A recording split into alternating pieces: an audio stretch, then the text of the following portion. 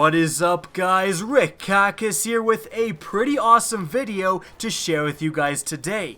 We are going to be showcasing all of the new Wrath of the Machine weapons exclusive to Heroic Mode.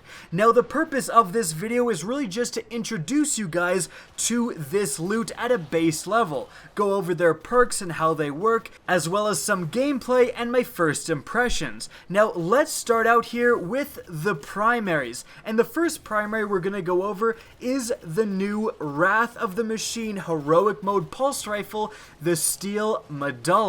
Now, I have done an entire video just on this weapon. If you guys want to check it out, it goes over it in a lot more detail. There should be an annotation on screen right now to which you can click.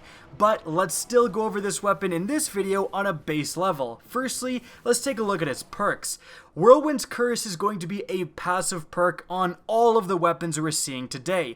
It makes them do bonus damage against Fallen, and you also gain bonus agility when these weapons are equipped. Basically, these weapons are going to be, because of this Whirlwind's Curse perk, better in something like the Wrath of the Machine raid than your average legendary.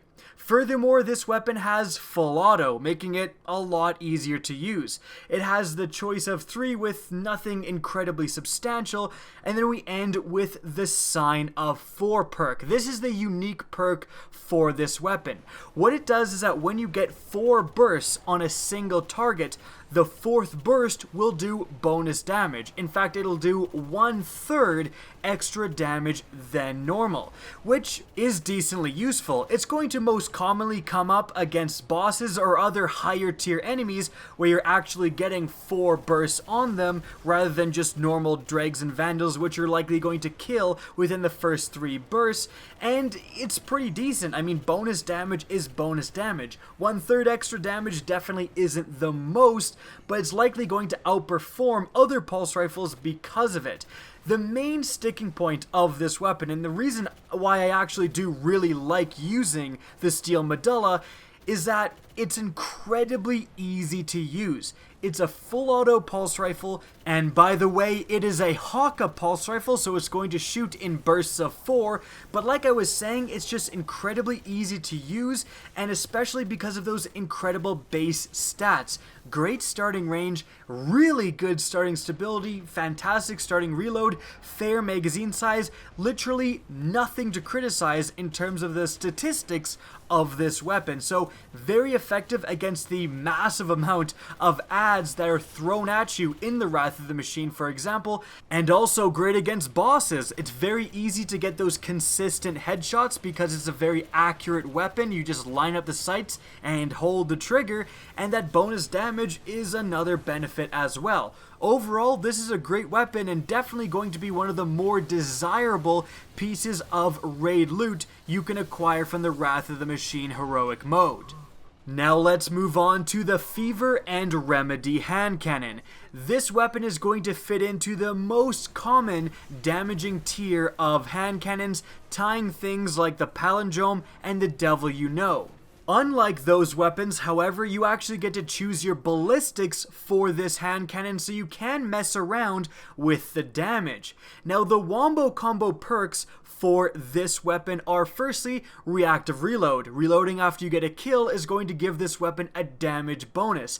Now couple that with the highest damaging ballistics and you've got quite the powerful hand cannon by your side. This is backed up with the other perk, Quick Reaction. Gain increased agility when the reactive reload perk is active. And the great thing about this weapon, and pretty much all of the other raid weapons, is that it's going to literally glow red when reactive reload is active, and it's going to stop glowing when you lose that bonus. So you can now visually tell when you're getting those bonuses and when you're not, and alter your playstyle accordingly. Now the thing about this weapon is that reactive reload is actually great with it. It's a pretty good overall hand cannon, can get some decent range with hammer forged, doesn't have a terrible stability, and reactive reload is quite good. but quick reaction isn't that amazing. You will actually be able to see visually a movement speed bonus. Like every time I get the reactive reload quick reaction wombo combo going on both this and the sidearm, which we're going to go over later, you do feel a definite increase in your movement speed. I actually feel a little bit faster. I feel myself move a little quicker. But is it that big of a bonus? Is it as good of a bonus as extra damage like on the pulse rifle? Probably not. It's definitely not something that's useless, but it's not that huge of a benefit either. To be honest with you guys, I just don't like the Fever and Remedy as much as I like the Steel Medulla, but if you're someone who does enjoy running hand cannons in PvE, this is going to be completely acceptable. Going to drop at a very high light level, has really nothing necessarily wrong with it, I just like the pulse rifle better. Now let's move on to the special weapons, and we're going to start with the Ex Machina sniper rifle. Now statistically, this weapon is going to fit into the highest damaging tier for sniper rifles, tying stuff like the Black Spindle and the Zen Meteor. Other than that, the stats are decent, with stability being on the low side, definitely for a stat, but other than that, pretty much average what you can expect when compared to other legendaries within this damaging category of sniper rifles. Now moving on to the perks, this has the same wombo combo as the rocket launcher, with spray and play increasing the reload speed of this weapon when its magazine is completely empty, and wait for it, making it so that reloading this weapon when the magazine is empty grants a larger than normal magazine. If you're wondering what that results in, it's 4 rounds in the magazine instead of the normal 3.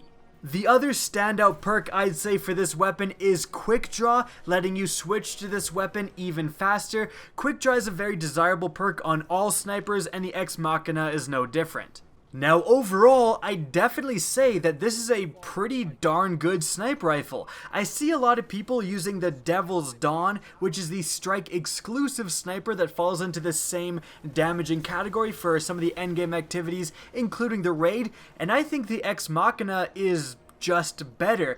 It's actually really good to get that 4th round in the magazine. Every single other sniper in this damaging category has 3 rounds in a magazine every time, and the fact that you can get a 4th really easily, like it's incredibly easy to activate that wait for it perk. You just shoot all 3 rounds at an enemy and then reload as normal, and then you're going to have 1 extra round in the magazine. Getting an extra round, going from 3 to 4, increasing your magazine capacity by 25%, that is no joke in terms of damage over time, especially when you're trying to damage a boss.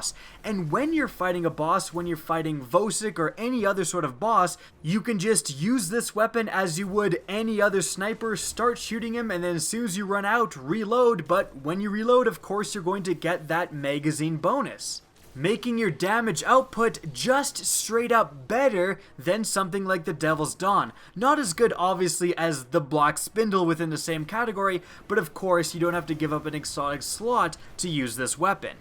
I definitely expect to see Ex Machinas become a very common sight within the Wrath of the Machine raid. Moving on, we have the Zeal Vector Sidearm. This weapon again has the same combo as the Fever and Remedy hand cannon, with reactive reload and quick reaction. It also has a few very good middle tier perks. Quick Draw is great with a sidearm, hand loaded is good as well, and having your choice of ballistics helps also. Now the one downside of this weapon is that it's a sidearm. Sidearms really aren't in a great position right now, especially in PvE. Generally, if you want to take down adds, you use a shotgun. That's going to be a lot more useful than a sidearm when you encounter a higher tier enemy like a captain.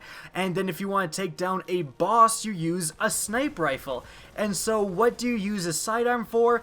I mean, you can definitely use a sidearm, and I was actually a little bit impressed with the performance of this gun. Definitely kills stuff faster than I was expecting, And in fact, you may want to consider running this weapon if you're using a very powerful anti-boss primary like the Chaos Dogma, Wrath of the Machine Scout Rifle, and then you can have this as a backup to take down dregs and shanks a lot more easier. So that's definitely something you might want to consider, but as a whole, this probably isn't going to see too much play. And it does make sense. Unfortunately, it doesn't have its own unique, amazing perk. It just has the reactive reload, quick reaction wombo combo, and as we went over earlier with the Fever and Remedy, it's decent, but it's definitely not game-changing. It's nothing absolutely astronomical like the Chaos Dogma, triple-double perk. That thing is really, really effective. Now let's continue on to the last weapon we're showcasing today, the Materia machine gun. Starting off with the perks, this weapon has the same wombo combo as the extremely effective and very highly used Chaos Dogma Scout Rifle, the triple tap and triple double wombo combo, with triple tap adding an extra bullet from your reserves into the magazine when you land 3 rapid precision hits, and then triple double adding an extra round when triple tap is activated. So basically for every 3 rapid precision shots, you get 2 rounds added back into the magazine from the reserve. Absolutely fantastic for damage output, at least in terms of the scout rifle. But is the machine gun any different? Well, firstly, the one other perk I do want to mention is Braced Frame. You pretty much have to put that perk on because otherwise this weapon is absolutely everywhere. And it's going to be absolutely everywhere without it because it belongs to the highest rate of fire, lowest damaging category of machine guns, followed up with a pretty bad starting range and a not great starting stability. And again, you definitely need that Brace Frame perk to get any sort of reliability in the accuracy of this weapon. However, I will say that this weapon shreds through enemies. It absolutely annihilates normal adds, and it's just a lot of fun to use. It's a lot of fun to run up with a massive rate of fire and just spray down so many adds, take down yellow health servitors in a matter of seconds. That's all good fun. Until you run out of ammo. This thing is absolutely thirsty, and with heavy ammo really not dropping all that often. Heck, I was having ammo problems and I was running the Ruined Wings with this weapon. When you do have ammo, it's pretty effective. But again, that's kind of the beginning of the problems with this weapon, the ammo problems.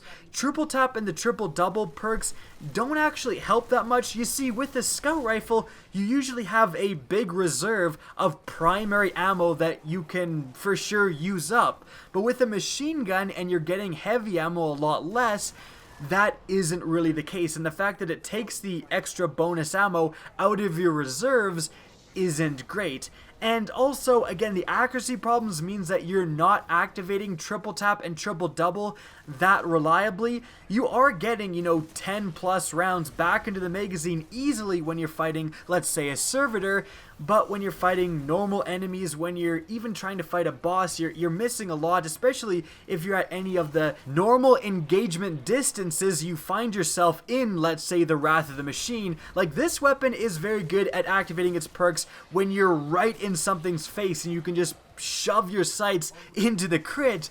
But if Axis is on the other side of the map and you're trying to shoot him, I mean, good luck. You are not going to be able to get him with this weapon, that's for sure. So as a whole, I definitely say that this weapon is leaning more to fun than effective. But guys, that is going to wrap up our showcase of all the Wrath of the Machine heroic mode weapons. I hope you guys enjoyed this video and found it interesting. If you did, please remember to help me out by simply rating and especially sharing this video. If you want to see more Destiny content similar to this, don't be afraid to slap that subscribe button. If you want to get in touch with me and keep up to date with the latest channel activity, the best way is to follow me on Twitter at RickCacus. That's linked in the description down below, as is my Twitch channel, which you can also follow. Again, I hope you enjoyed the video, and as always, have a good day.